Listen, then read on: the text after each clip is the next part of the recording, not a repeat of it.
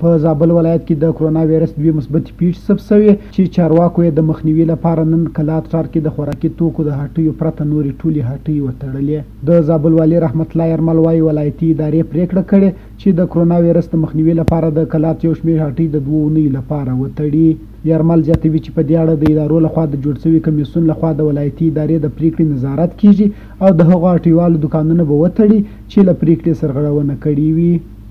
په ګډه بازار ته راوتلي تر څو د کرونا د خطرناکې ناروغۍ په اړه باندې هم ولس ته وضاحت ورکړو، هم د هغه لازم احتیاطي تدابیرو په هکله باندې ولس ته پوهاوی ورکړو، او هم په ښار کې د رش د کمولو په خاطر باندې هغه غیر ضروري دوکانونه چې ډېر ضرورت نشته ورته هغوی د 2 هفتو دپاره بند کړی سو او خلکو ته توصیه وکړو چې په کورونو کې پاتې شي، ځانونه قرنطین کړي او د دې وژونکي آفت څخه ټوله ټولنه جامعه او بشریت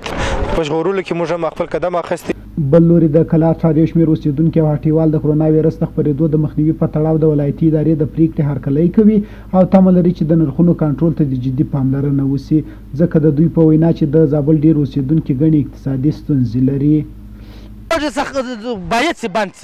باید چې خلک نږدې نه سره ودرېږي، او زما خپل دوکان د اشپزۍ دوکان مې زه دا اوس دې را رسېږي زه بیا بند کړم، زه خوشحاله په دغه یم چې بند چې مړ کېږم یو 15 ورځې دې وږی کښېنم هېڅ مشکل نه لري، خو چې زه له دې شیانو سره دغه شم چې مریضي نه شي خو الله پاک وایي ما کورونه درکړي ته جلا جلا کښېنئ، که مریضي کې در پکښې ماجه ته مه ورځه نور خلک په مرض باندې دغه دا ویروس دی او غټه ویروس دی د افغانستان د